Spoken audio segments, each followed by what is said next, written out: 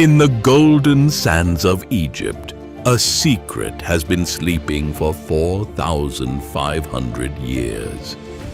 Buried deep within the world's first pyramid, a hidden chamber lay sealed and silent until the whir of a tiny drone broke its 45-century slumber.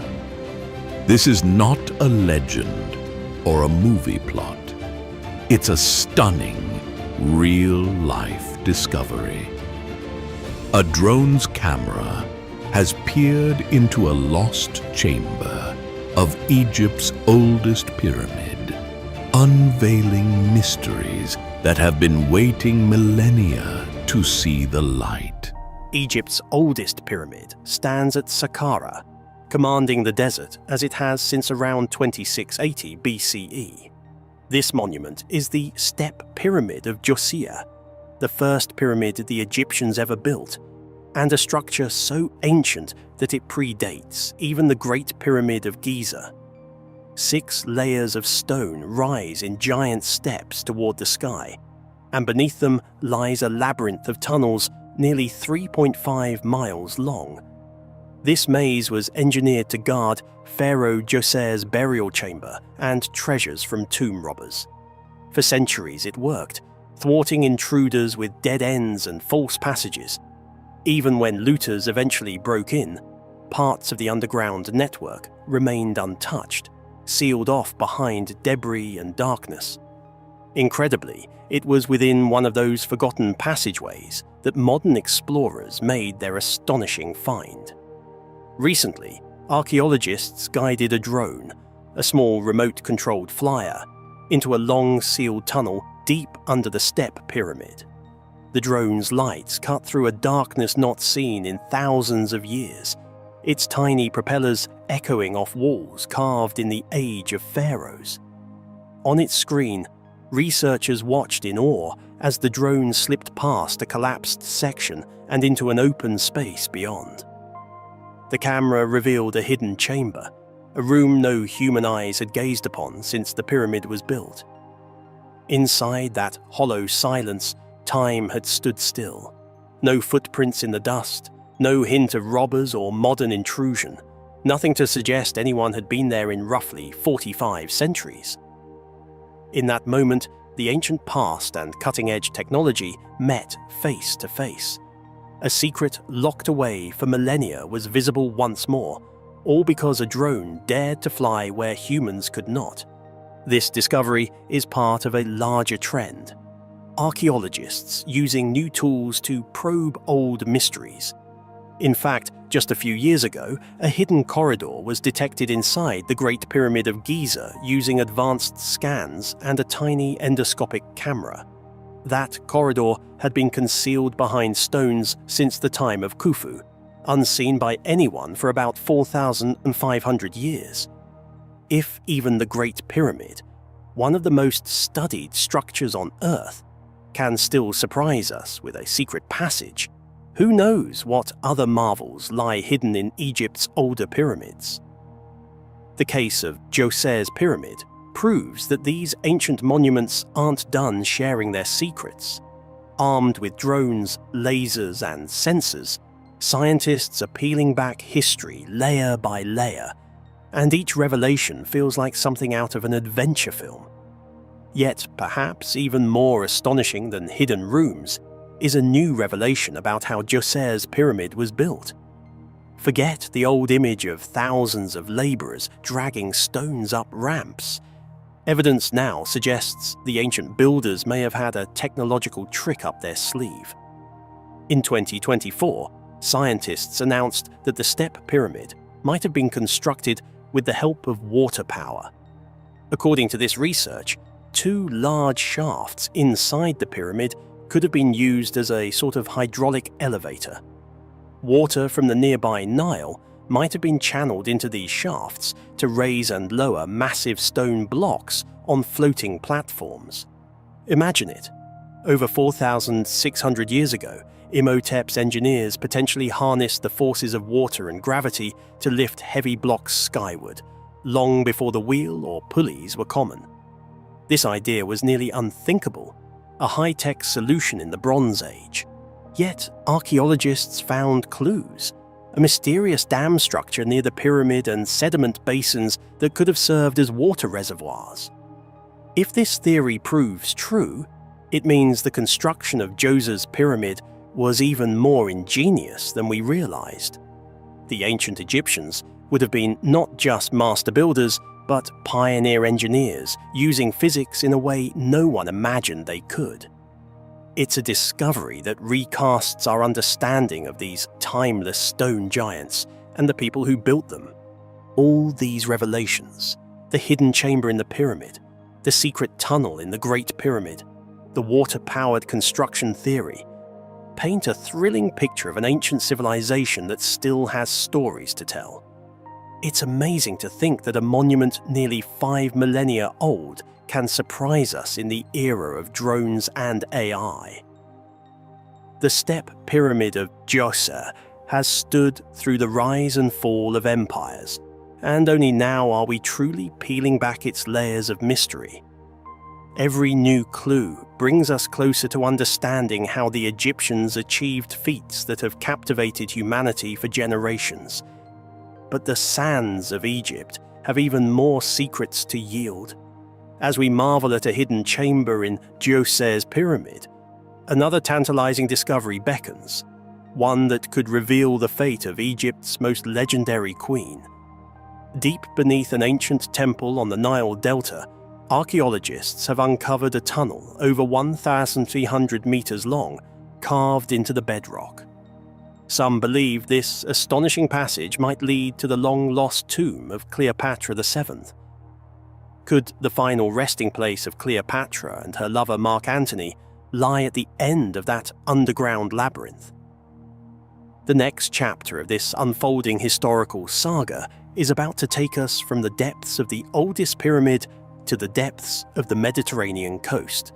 What if one of humanity's greatest monuments wasn't what we thought it was? As dawn breaks over the Sahara, the first rays of sunlight strike the limestone blocks of the Great Pyramid of Giza, igniting a golden glow that has captivated observers for over 4,500 years. We embark on a journey to delve into the mysteries concealed within this ancient wonder. Constructed around 2560 BCE, the Great Pyramid stands as a monumental testament to the ingenuity and ambition of the ancient Egyptians. Traditionally believed to be the tomb of Pharaoh Khufu, its sheer scale is astounding.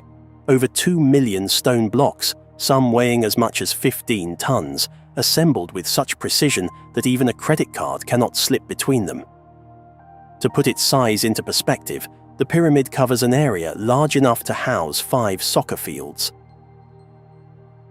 Entering the pyramid, we navigate the descending passage, a narrow corridor stretching over 100 meters, comparable to the length of a football field.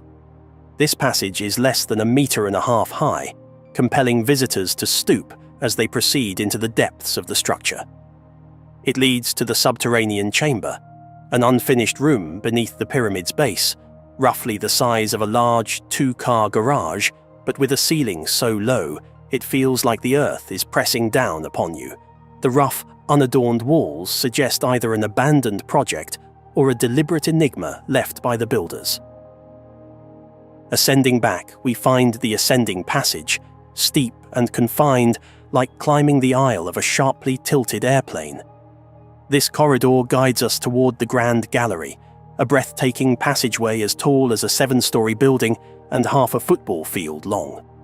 Walking through it feels akin to standing inside a colossal stone cathedral, the walls angling inward as if to draw your gaze upward toward the heavens. From the Grand Gallery, a horizontal passage takes us to the Queen's Chamber. This room, similar in size to a spacious master bedroom with a vaulted ceiling, holds more questions than answers. In 1993, a robotic explorer named Upuaut Sekou ventured into the chamber's so-called air shafts, narrow tunnels no wider than a grapefruit.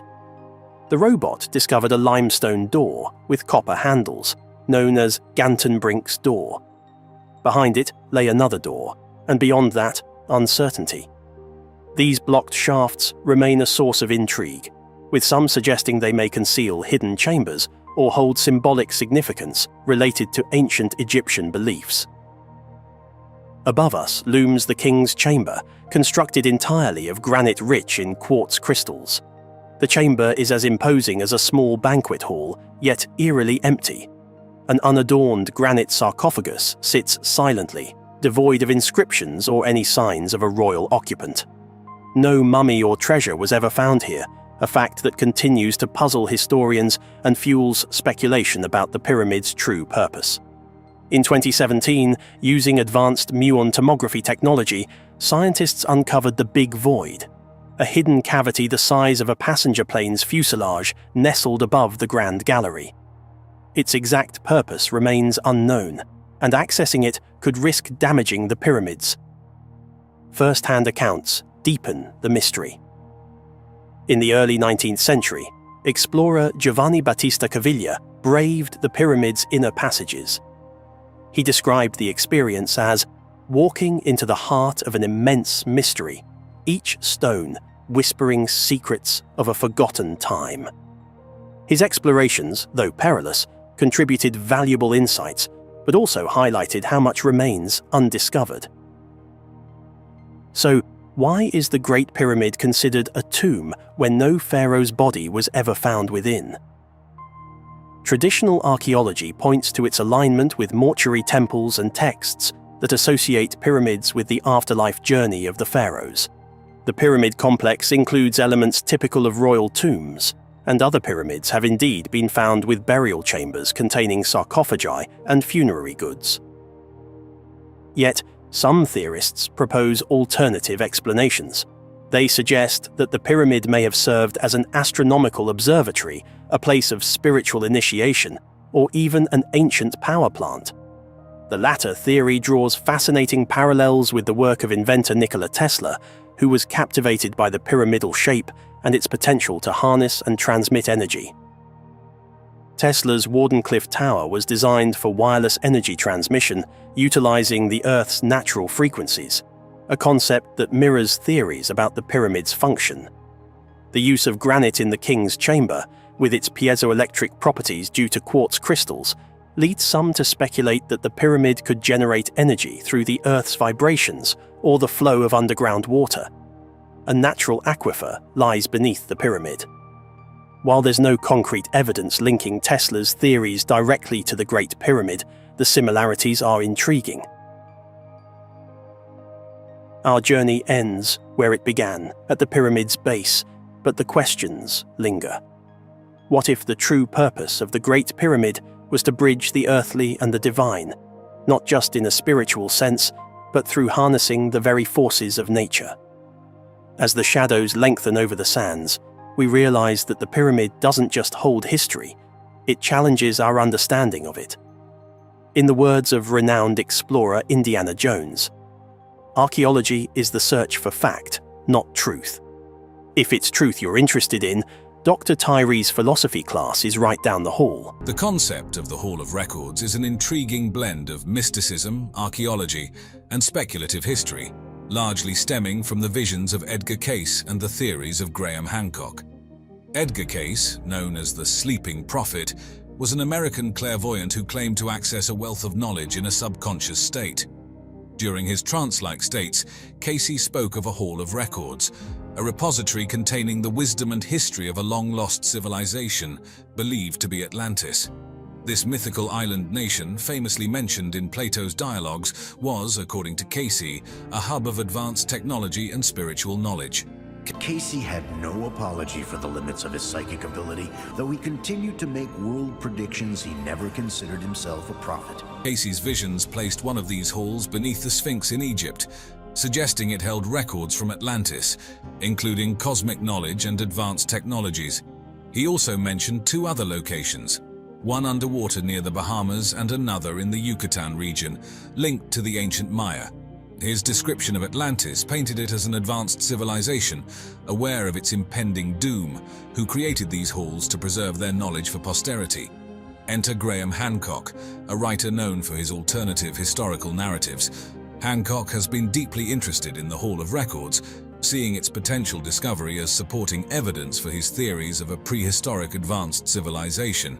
I think the key thing is we're looking at technologies that are not the same as ours. Yes. And that's yes, partly that's the why point. archaeologists can't see them, because they're looking for us in the past, and they're not open to the possibility that there are whole other kinds of technology that could be used. He believes this civilization existed during the last ice age and was lost to a global cataclysm. For Hancock, the Hall of Records isn't just a mythical concept, but could be a real repository of lost knowledge. He speculates that it might contain detailed astronomical data and advanced technologies that could challenge our understanding of ancient civilizations. Hancock's theories suggest that such a discovery could bridge the gap between myth and historical fact, providing tangible proof of a once globally influential civilization with profound knowledge in astronomy and architecture. We're looking at the clues that lead to specific locations. That shaft which led to that doorway was always a clue. The opening of that shaft was sealed until 1872. The last 5 inches of stone over the mouth of that shaft had been left deliberately in place. Now moving on, the discovery of the sunken city of Thonis Heracleion off the coast of Egypt has been a remarkable window into the past, unveiling a wealth of information about the ancient world. Located strategically near the canopic mouth of the Nile, north of Abu Qir Bay, Thonis Heracleion was a pivotal maritime hub. Its position was crucial for navigation and commerce, bridging the Nile River with the vast Mediterranean Sea. The city, with its natural harbor shielded by a chain of islands, thrived as a major port, a testament to its urban and architectural prowess as indicated by the remnants of a network of canals, docks, and temple complexes. Rediscovered in the early 2000s, Thonis Heracleion had been submerged and lost for centuries before French underwater archaeologist Frank Goddio and his team, employing advanced techniques like sonar scanning, brought it back to light. This monumental discovery, made in collaboration with the Egyptian Ministry of Antiquities, ensured that the findings were well documented and preserved. The utilization of cutting-edge technology in underwater archaeology has been pivotal in mapping the city's layout and recovering artifacts, offering us a clearer picture of its past. Dating back to at least the 12th century BC, Thonis Heracleion was more than just a city. It was a bustling hub during its heyday in the late Pharaonic and early Greco-Roman periods. As a significant commercial center, it played an integral role in the Mediterranean trade network, dealing in goods like grain, papyrus, precious metals, and spices. But its significance wasn't limited to trade alone. The city was a cultural melting pot, blending Egyptian, Greek, and Roman cultures. This amalgamation was reflected in the diverse range of artifacts unearthed, including statues and inscriptions, showcasing various artistic styles and cultural influences. The city's religious significance cannot be overstated. With its large temples and sanctuaries dedicated to numerous Egyptian gods and goddesses, Thonis Heracleion was a spiritual beacon, especially known for hosting the annual Mysteries of Osiris rituals. Politically too, it was a powerhouse, serving as a primary entry point for foreign diplomats and traders to Egypt, and playing a crucial role in international relations. Its administrative significance was also marked, given its role in tax collection and governance. The Society for American Archaeologists claimed that they could absolutely for certain be sure that there was no lost civilization during the Ice Age. They knew it was a fact, and if there had been any civilization, they would have found it, and they would have published it. The archaeological treasures unearthed from the sunken city of Thonis Heracleion have been absolutely incredible, each offering a unique glimpse into the life and times of this ancient Egyptian city. For starters, the discovery of over 64 ancient shipwrecks is remarkable. It's not just the number that's impressive, but also their state of preservation. These wrecks are like time capsules, giving us a real sense of the maritime activities that once buzzed in this port. They tell us about the shipbuilding techniques of the era, how these vessels were designed, constructed, and the materials used. The diversity of ships, from grand cargo vessels to smaller boats, paints a picture of a bustling harbor engaged in a wide range of maritime endeavors, and the cargo remnants, including amphorae and various trade goods, speak volumes about Thonis Heracleion's extensive trade network. Then, there are the anchors, about 700 of them.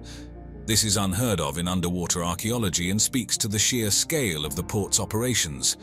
The size and design of some of these anchors suggest they were used by large, heavy ships, showcasing the port's capacity and technological prowess at the time. The materials used, stone, metal, reflect not just the resources available but also the level of craftsmanship and maritime technology of the period. The statues they found are simply awe-inspiring. Imagine coming face to face with a 16-foot-tall statue underwater. These statues, representing gods, goddesses, pharaohs, and perhaps significant city figures, give us a window into the religious and political life of Thonis Heraklion. Made from granite and diorite, they're not just huge, they're also beautifully crafted, a testament to the city's wealth and its cultural significance. Gold coins are another major find.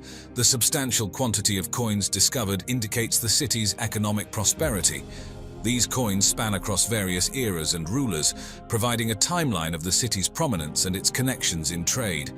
They're solid proof of Thonis Heraklion's active role in regional and international trade networks. You have to be careful when you look at underwater structures. You have to look at all the conditions that have led to their submergence. And in some cases, it's very clear that they've been underwater for a very, very, very long time indeed. Thonis Heraklion is like a treasure trove for anyone fascinated by ancient civilizations. The way this city was laid out tells us so much about the people who lived there and their advanced understanding of urban planning. They had a network of canals, roads, and buildings, all systematically arranged, which is pretty impressive when you think about how old this city is. These canals were crucial for transport and trade, functioning like water-based roadways. It's amazing to imagine boats navigating these waterways as part of daily life in the city. Then there's the city's architecture, particularly its temples. Thonis Heraklion wasn't just a trading hub, it was a religious center too. The temples there were dedicated to various deities like Amun and Heracles, showcasing the religious diversity of the time. These weren't just simple structures, they were architecturally grand, with large columns, statues, and intricate carvings. It's fascinating to think about how these temples were not only places of worship, but also centers for social and cultural activities. They played a significant role in the daily life of the city. The city's role as a cultural hub is further highlighted by the artifacts found there, which show a blend of Egyptian, Greek, and Roman influences. I think we're looking at something from Alexandria here. Yes. Yeah, we are. I've dived there as well. That's inundated not because of sea level rise, but because of subsidence of the Nile silts. Moving on to more underwater locations in Egypt, Cleopatra's palace in Alexandria is truly a fascinating subject, especially when you dive into its location, historical context, and the treasures it held. Nestled in the eastern harbor of Alexandria, the palace was not just any royal residence. It was located in the most prestigious part of the city, known as the Royal Quarter.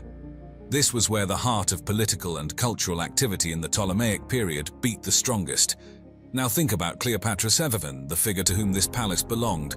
She was the last pharaoh of the Ptolemaic kingdom, renowned for her intelligence, charisma, and her liaisons with figures like Julius Caesar and Mark Antony.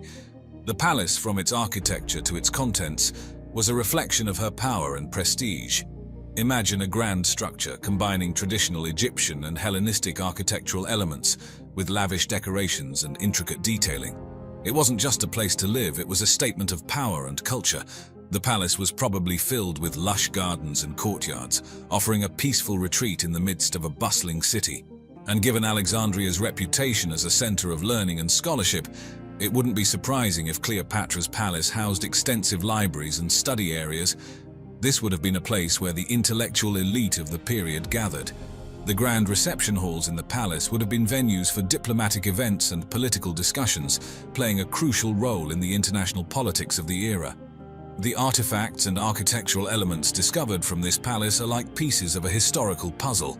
Statues, possibly depicting Cleopatra, Ptolemaic rulers, and Egyptian gods, made from materials like granite and basalt, give us a glimpse into the artistic excellence of the time. The columns and other architectural fragments found at the site tell a story of opulence and artistic fusion, where Greek and Roman influences blended with Egyptian motifs. And then there are the sphinxes, symbolizing royal power and religious significance, perfectly illustrating the cultural synthesis that was characteristic of the Ptolemaic period. These discoveries are not just about Cleopatra's personal tastes. They provide a deeper understanding of the Ptolemaic society during her reign. The blend of Egyptian, Greek, and Roman elements found in the palace's architecture and artifacts reflects the rich cultural diversity and exchange that occurred under Cleopatra's rule. By day, the Sphinx gazes eastward over the desert, majestic and inscrutable. By night, under a blanket of stars, it becomes a dark silhouette of enigma. For millennia, this half-human, half-lion guardian has loomed over Giza, its carved face weathered by wind and time, yet seemingly guarding untold secrets. Legends have long clung to it like grains of sand. As far back as the Roman era, whispers spread that the Sphinx was hollow and hid the tomb of an ancient king within. Through the ages, people imagined secret vaults and treasure hoards sealed beneath its massive paws, waiting to be discovered. For generations, those tales remained unproven whispers until modern science stepped in.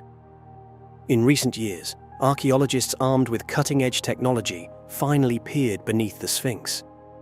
What they found sent shockwaves through the scientific community. Ground-penetrating radar and seismic sensors revealed inexplicable anomalies under the monument, empty spaces where solid rock should be. It was as if the Sphinx itself had hollow pockets, hidden rooms lying in wait deep below the sand. News of these hidden cavities ignited a firestorm of speculation around the world. Could this be proof that the old legends were true? Mainstream experts urged caution, noting that the voids might be nothing more than natural fissures in the limestone. But others dared to dream. What if those scans had pinpointed the entrance to something incredible?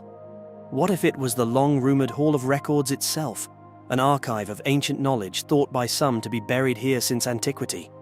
The Hall of Records, a name that has lived in myth and mystery for decades. According to lore, it's a secret library hiding the wisdom of a lost age. In the 1930s, American mystic Edgar Cayce famously claimed that refugees from the lost city of Atlantis hid their civilization's records in a chamber beneath the Sphinx. In his vision, this Hall of Records held scrolls and tablets of ancient knowledge, waiting for the day they would be rediscovered. For nearly a century, scholars and explorers scoffed at the idea as fantasy. Yet the legend never truly died, and now, with the detection of these chambers, it's back in the spotlight. Yet this isn't the first attempt to pry secrets from the Sphinx's stone embrace. Over the years, many have tried to unlock its mysteries, often with frustrating results. In 1837, British adventurer Howard Vyse drilled into the Sphinx's head in search of hidden rooms. His drill punched down 27 feet and struck nothing but air and stone. He managed to retrieve only a fragment of the Sphinx's headdress for his trouble. In the 1920s, local workers spoke of a tunnel descending into the Sphinx's hindquarters. When archaeologists cleared it out in 1980, it led down into the bedrock and ended in stagnant water, yielding no treasure, just mud and modern debris. Official excavations over the decades have found a few small passages and dead-end shafts inside the Sphinx, but no grand chamber. Nothing that confirms the Hall of Records or any great secret. Stranger still, the Sphinx itself might be a clue that something remains hidden. Its body is deeply scarred with erosion patterns that some geologists say could only have been caused by torrential rains, not just wind and sand. Egypt hasn't seen heavy rainfall like that since about 7000 BC.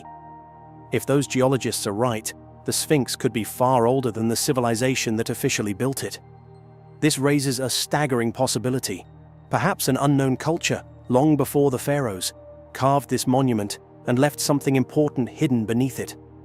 An advanced civilization lost to history, some even whisper of Atlantis, may have placed a record of its existence under the Sphinx. As researchers puzzle over these findings, the stars themselves seem to offer hints. The Great Sphinx stares due east, toward the rising sun. Incredibly, if one rewinds the sky to around 10,500 BC, the dawn at Giza would have occurred under the constellation of Leo, the lion, a lion monument gazing at a lion in the heavens, at the very epoch some believe the Sphinx was born. Coincidence, or a deliberate alignment meant to mark an era of importance? This cosmic coincidence sends a shiver down the spine. As if the Sphinx is silently telling us that its origins, and perhaps its secrets, trace back to a time and knowledge long forgotten. Today, we stand on the brink of answers. The prospect of finally exploring these hidden chambers has archaeologists and history lovers holding their breath. Imagine the moment. a team of researchers drills a small passage and inserts a camera into the darkness beneath the Sphinx. The beam of light cuts through dust that hasn't moved in millennia. Stale, cool air rushes out, carrying the scent of antiquity. The camera's light sweeps across a stone wall, and there, engraved in the rock, are symbols no living person has ever seen. The floor of the chamber comes into view, covered in sand and debris that might include ancient artifacts. In that silent space, untouched for ages, a great revelation could be at hand. What might they find in that undisturbed darkness? Perhaps shelves of papyrus scrolls, neatly stored in sealed clay jars, containing wisdom from a time before the pharaohs, or an ornate chest adorned with golden hieroglyphs, holding objects or texts that defy everything we know of Egyptian history. There could be statues, tools, or inscriptions unlike any discovered before, tangible proof of a chapter of civilization that until now existed only in myth. Even a single artifact from such a chamber could upend history. It would be like discovering the Library of Alexandria, not in ruins, but intact and far older than anyone imagined. Knowledge from an age beyond the dynasties of Egypt could suddenly come to light, shaking the foundations of archaeology and history. For now, the enigma endures. The chambers beneath the Sphinx remain sealed, their contents a riddle awaiting a willing explorer. The Great Sphinx continues its eternal vigil, gazing over the desert as it has for thousands of years, silent about what lies under its paws. But not forever. But if hidden chambers beneath the Sphinx could hold secrets, what about the mystery hiding right above us? For years, researchers puzzled over a strange, sealed hatch at the very top of the Sphinx's head. And now, it's finally been opened. What they found inside might be even more shocking. The king's chamber itself is a testament to the Egyptians' advanced understanding of materials and construction techniques. Carved from red granite brought all the way from Aswan, over 800 kilometers away, the chamber's very walls speak of a civilization capable of monumental feats of logistics and engineering. The room's dimensions, about 10.47 meters by 5.234 meters and 5.974 meters high, are thought to be imbued with symbolic meaning, perhaps aligning with celestial or pharaonic principles.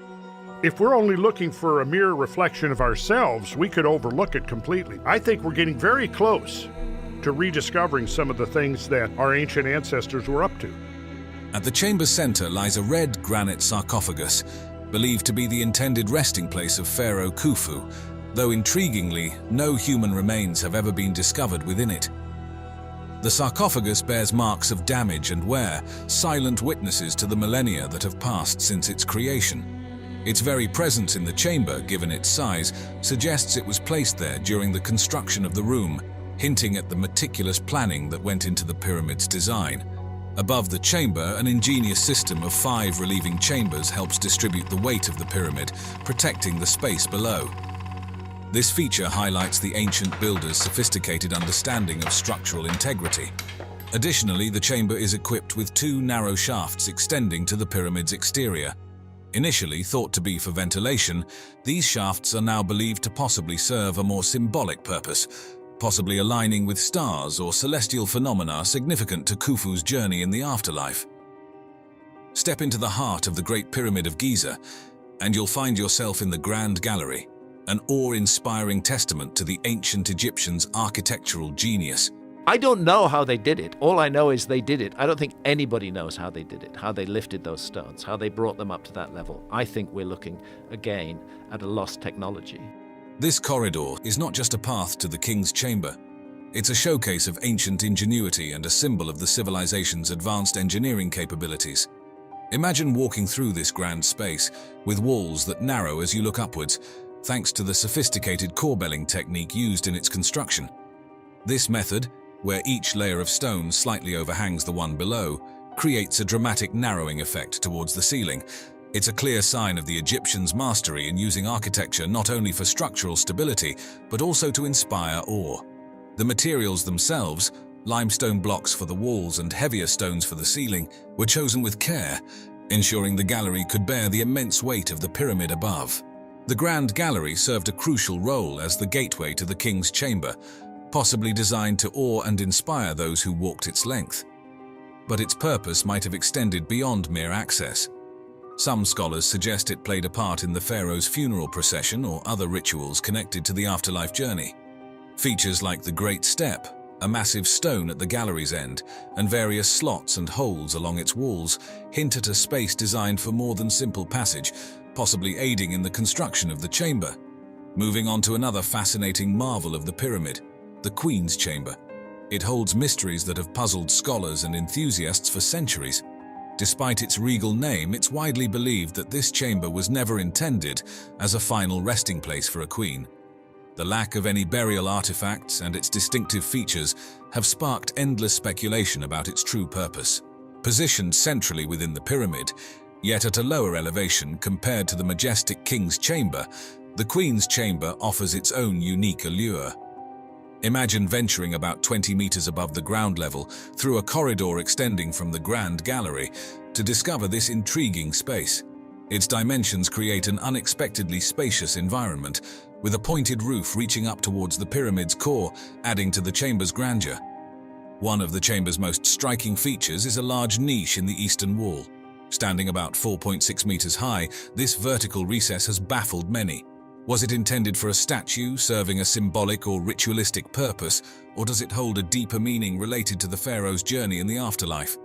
The construction technique of the chamber's roof, using corbelled layers of stone that create an inverted V-shape, mirrors the design seen in the King's Chamber, suggesting a deliberate architectural choice to ensure stability and perhaps to bear symbolic weight. Theories about the chamber's purpose are as varied as they are fascinating. Some suggest it was used for rituals related to the pharaoh's rebirth or regeneration, with the niche possibly housing a statue or symbolic object. Others propose that its location and design might reflect ancient Egyptian cosmological beliefs or serve a more mundane purpose, like distributing the pyramid's weight or housing a statue of the deceased in a serdab-like arrangement. Recent technological advances have opened new doors in understanding the Queen's Chamber.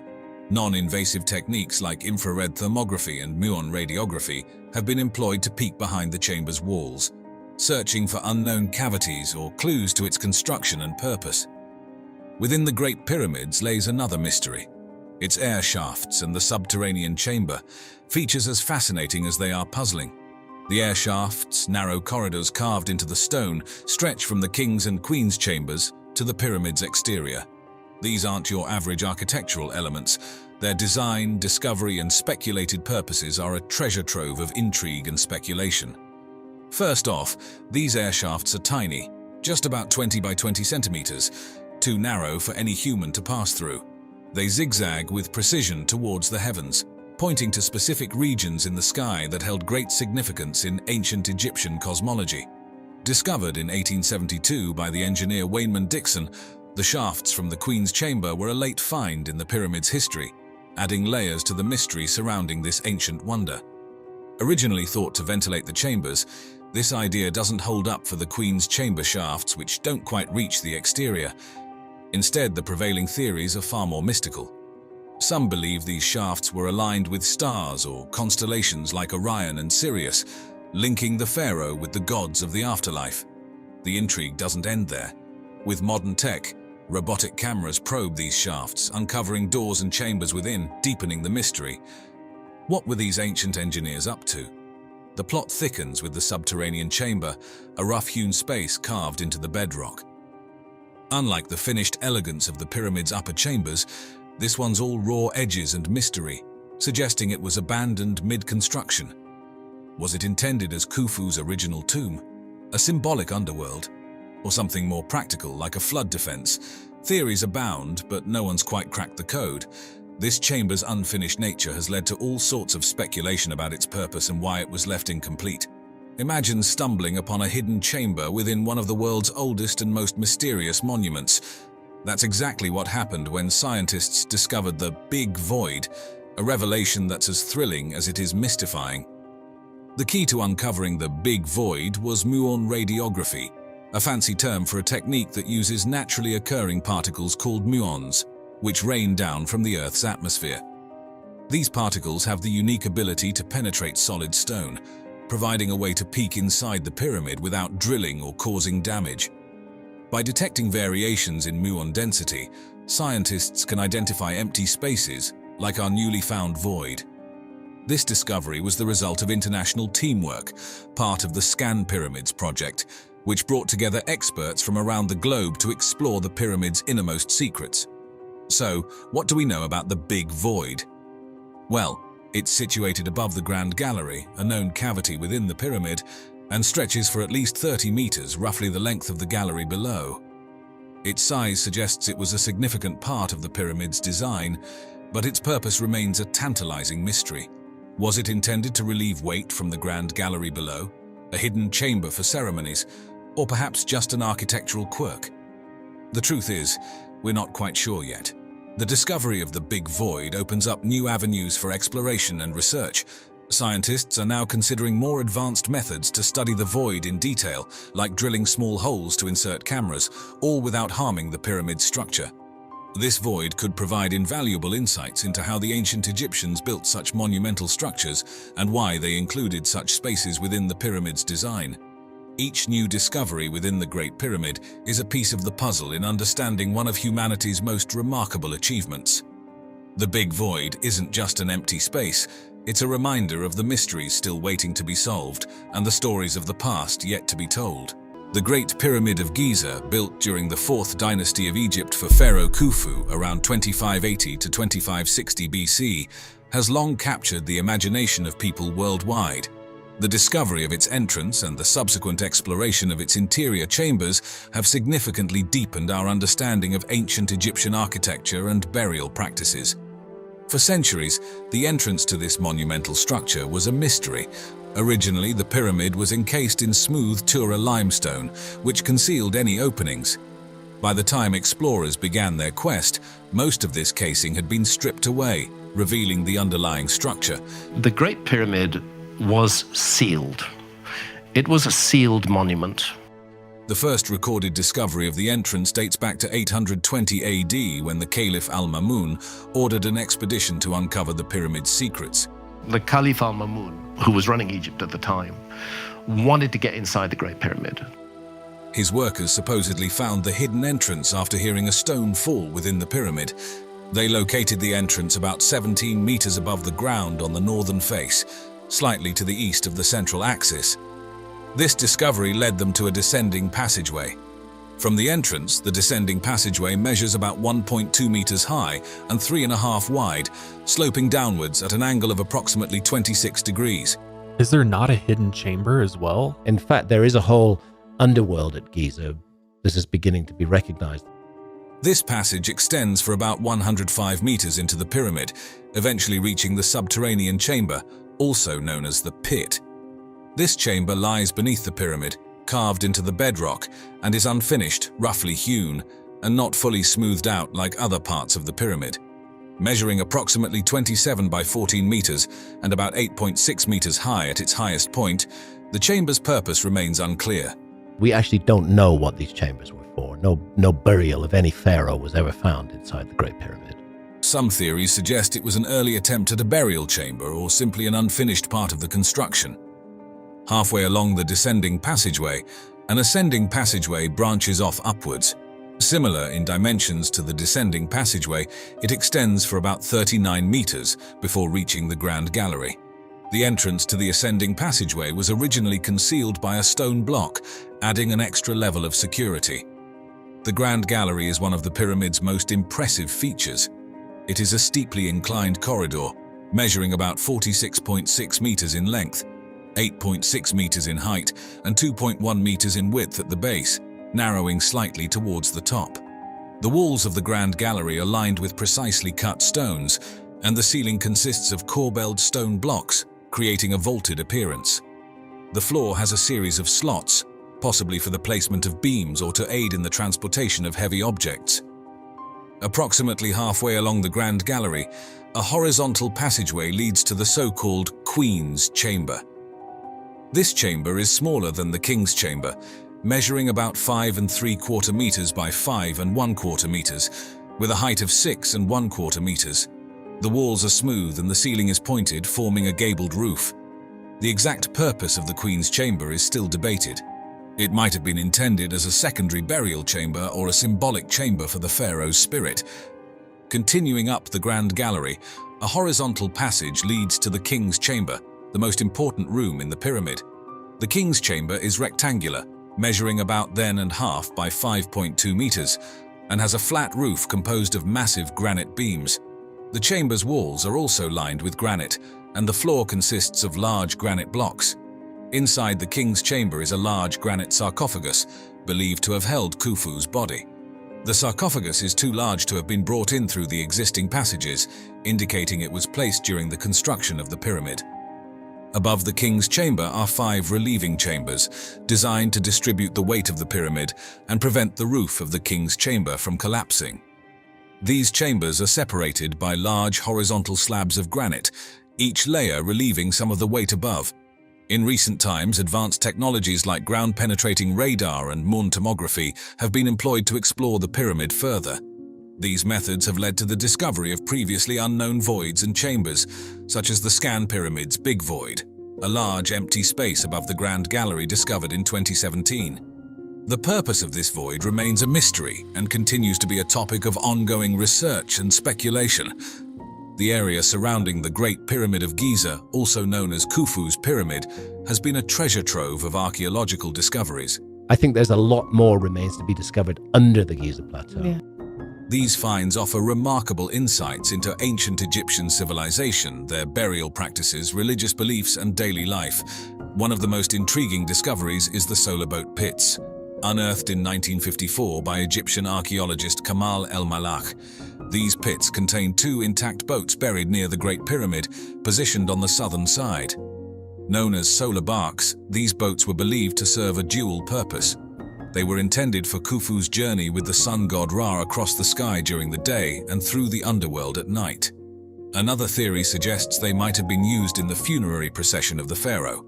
The boats are made of Lebanese cedar wood, meticulously assembled without nails. The larger boat measures about 43.6 meters in length and features a sophisticated design with a cabin, oars, and rope bindings, using a technique known as mortise and tenon. The first boat was painstakingly reconstructed over 14 years by Egyptian conservator Ahmed Youssef Mustafa and is now displayed in the Khufu Boat Museum beside the Great Pyramid. The second boat remains in situ, awaiting advanced preservation techniques. In the early 1990s, Egyptian archaeologist Zahi Hawass and his team made a groundbreaking discovery southeast of the Great Pyramid, the tombs of the workers who built the pyramids. The tombs provided evidence that the builders were paid laborers who worked in 3-month rotating shifts, reflecting the societal structure and economy of the Old Kingdom. The tombs contained skeletal remains showing signs of healed injuries, indicating that workers had access to medical care. Pottery shards, tools, and remnants of food supplies such as bread and beer were also found, shedding light on their diet and daily life. The presence of beef and fish bones suggests that the workers received good nutrition. The tombs were simple, yet carefully constructed from mud brick and limestone, indicating a level of respect for the workers. Some tombs had hieroglyphic inscriptions and modest grave goods, signifying the workers' social status and the reverence afforded to them. Another significant discovery was made in 1925 by American archaeologist George Reisner when he uncovered the mastaba of Queen Hetepheres I, the mother of Khufu, in the Giza necropolis. Located to the northeast of the Great Pyramid, the tomb was initially hidden under debris. The tomb contained a large cache of funerary equipment, including a golden throne, a gilded bed with a canopy, chairs, a palanquin, and various personal items such as jewelry and cosmetic boxes. The craftsmanship of these items highlights the luxurious lifestyle of the royal family and the high level of artisanship of the period. Interestingly, Hetepheres' body was never found, leading to theories that her mummy might have been relocated or never placed in the tomb. Some suggest the burial equipment might have been prepared in anticipation of her death, but used for another purpose. The remains of Khufu's pyramid temple have been uncovered through various excavations conducted over the years, with significant contributions from archaeologists such as Mark Lehner and Zahi Hawass. The pyramid temple was a site for offerings and rituals to honor the deceased pharaoh Khufu. It played a central role in the funerary cult, where daily rituals and ceremonies ensured the pharaoh's immortality. The temple's remains include large limestone blocks, column bases, and fragments of statues and altars. The temple layout typically featured a courtyard, a hypostyle hall, and sanctuaries.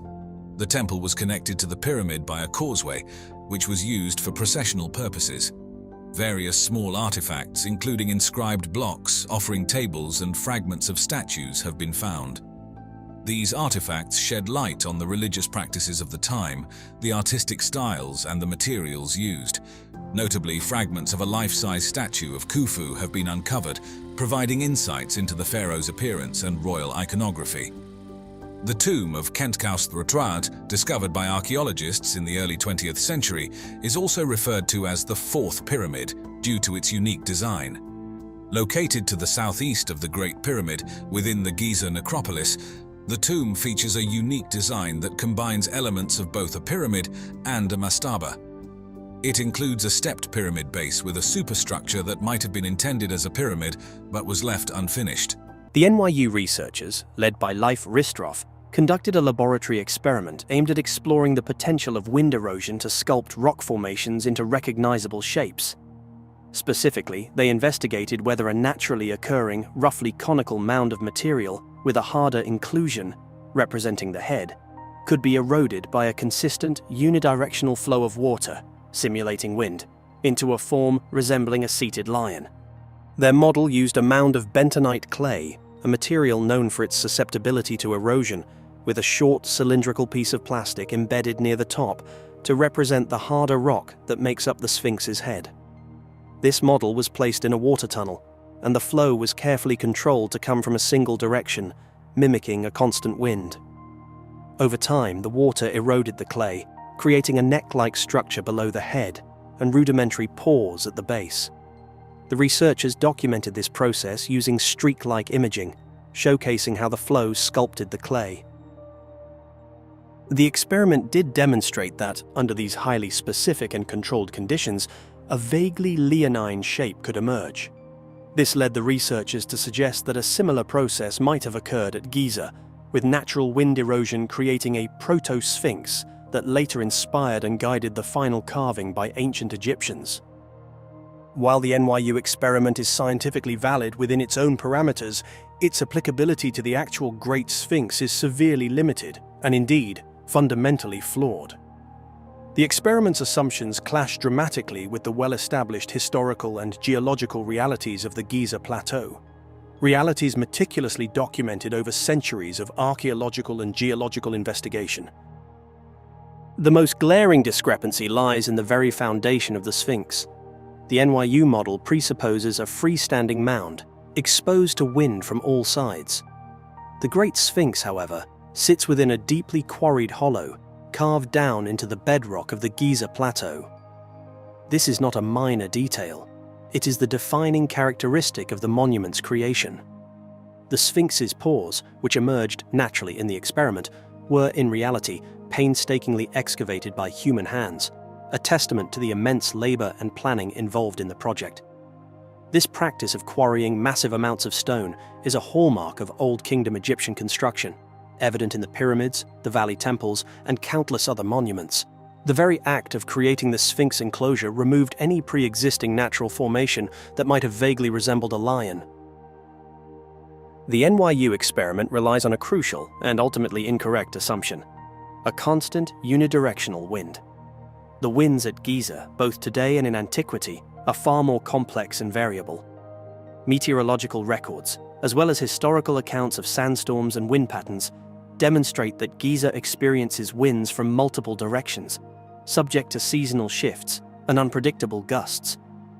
This variability would have prevented the formation of the precisely oriented, symmetrical erosion patterns observed in the controlled environment of the water tunnel. The assumption of a single prevailing wind simply does not hold up to scrutiny. The Sphinx's weathering is a far more intricate story than simply wind erosion. Its geological history, spanning millions of years, involves a complex interplay of forces, each leaving its mark on the monument. Tectonic activity. The Giza Plateau is not geologically static. Tectonic shifts and fault lines have created significant cracks and fissures within the Sphinx, features entirely absent from the smooth, homogeneous clay of the NYU model. These cracks, documented by geologists like Colin Reeder, significantly influence weathering patterns. Groundwater intrusion and salt exfoliation. The lower portions of the Sphinx, closer to the ancient water table, have been subjected to groundwater wicking. This process draws water up through the porous limestone, carrying dissolved salts. As the water evaporates, the salts crystallize, exerting pressure on the rock and causing it to flake and crumble, a process known as salt exfoliation. This is a major factor in the Sphinx's deterioration, particularly evident in the lower body and pores.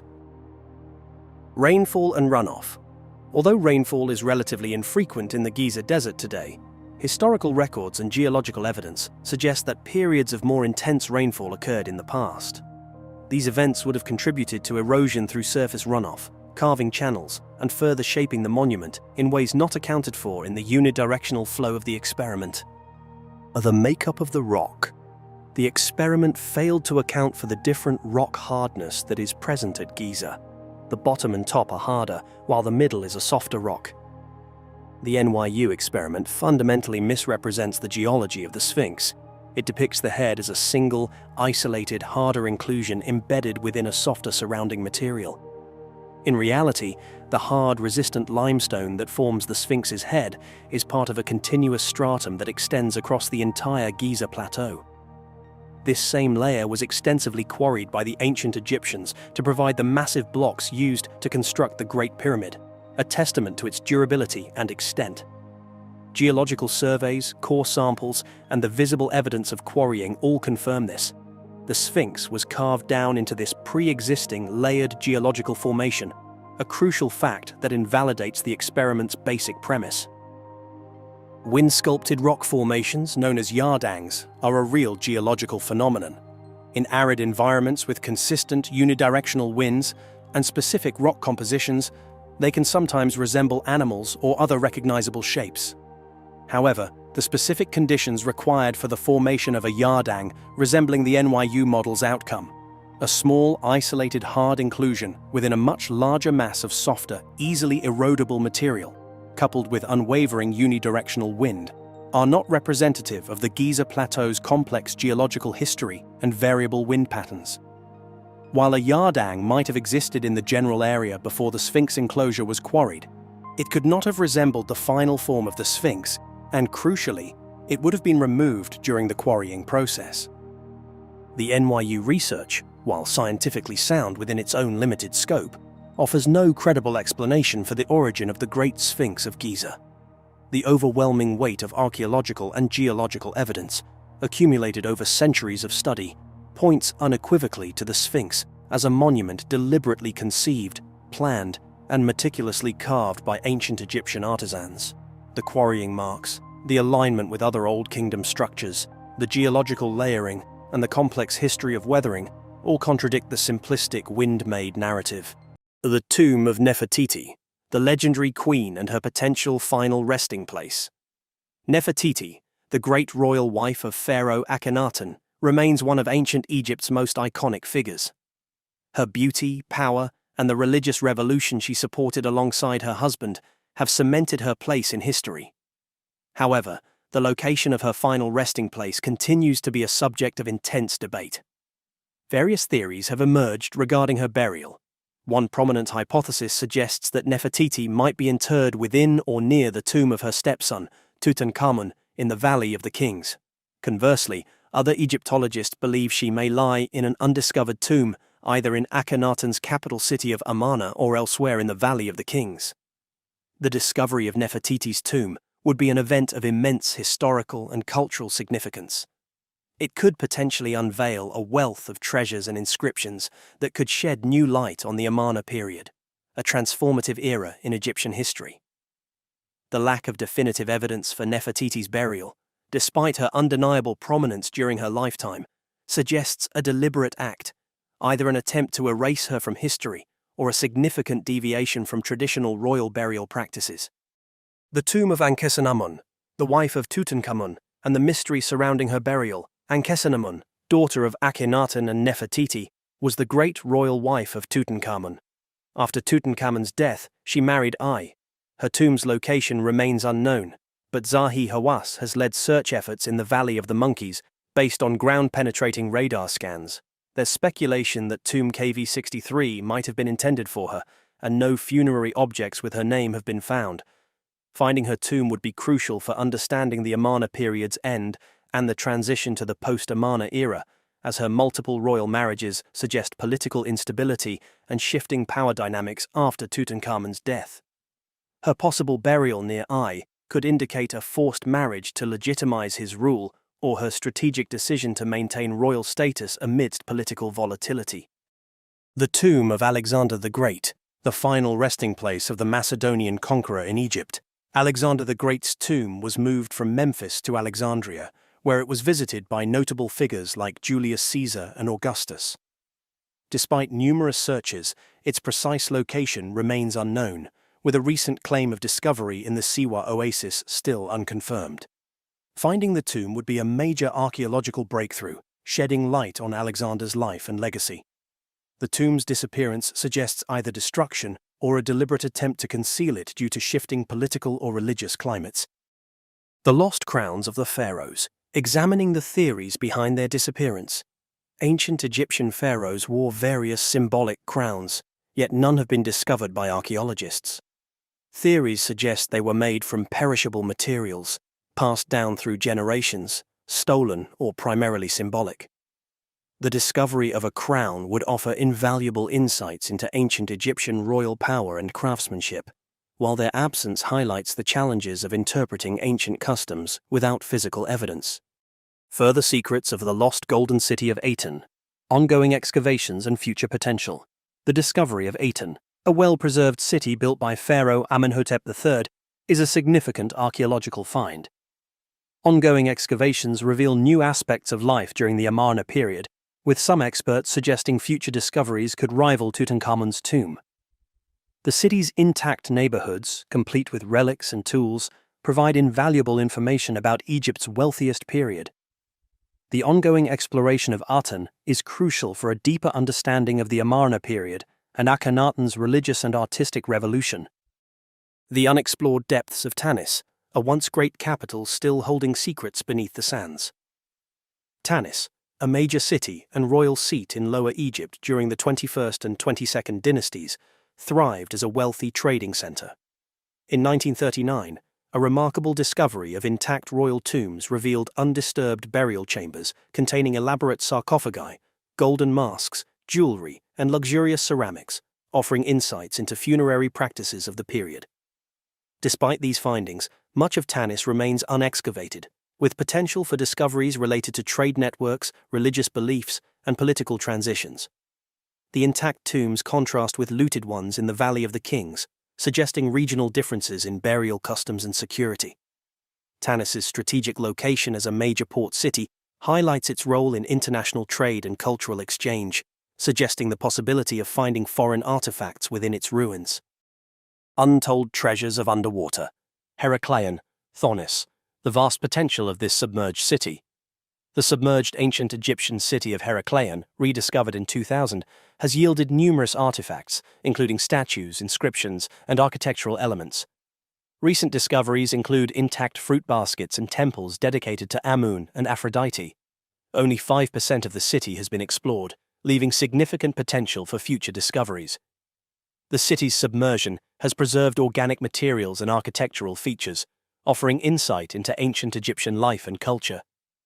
Herakleion's role as a major port highlights the interconnectedness of the ancient Mediterranean world and provides evidence of cultural exchange between Egyptians and other civilizations, particularly the Greeks. The potential for undiscovered temples and religious sites hints from existing evidence. Many undiscovered religious sites likely exist in Egypt. These could include smaller temples or those dedicated to specific deities. New discoveries would enhance our understanding of ancient Egyptian religion. A broader survey may reveal these hidden sanctuaries. Lost royal regalia and statues, artifacts mentioned in records yet to be found. Ancient Egyptian records describe royal artifacts like scepters, amulets, and chariots, many of which haven't been found. Some may have been destroyed or repurposed, while others await discovery. Finding these artifacts would reveal more about ancient Egyptian culture, and although many have been looted or destroyed, there's still potential for rediscovering lost pieces and learning from them. Hidden caches of papyri, the promise of new insights into ancient Egyptian life and history. Papyri were essential to ancient Egyptians, serving as their primary writing material and offering invaluable insights into their language, beliefs, laws, and daily life. Significant discoveries, like those at Oxyrhynchus, have illuminated the Greco-Roman period in Egypt. However, potential for finding more papyri in undisturbed tombs, temple ruins, or administrative centers remains high, aided by Egypt's arid climate, ideal for preserving organic materials. New papyri discoveries could transform our understanding of ancient Egypt, potentially uncovering lost literary works, religious texts, historical records, or personal correspondence. The concentration of major finds in specific locations, like Oxyrhynchus's ancient rubbish dumps, suggests other similar deposits may exist elsewhere in Egypt. Even fragmentary pieces can provide crucial linguistic, historical, or cultural details, emphasizing the importance of meticulous excavation and thorough analysis of any unearthed written material.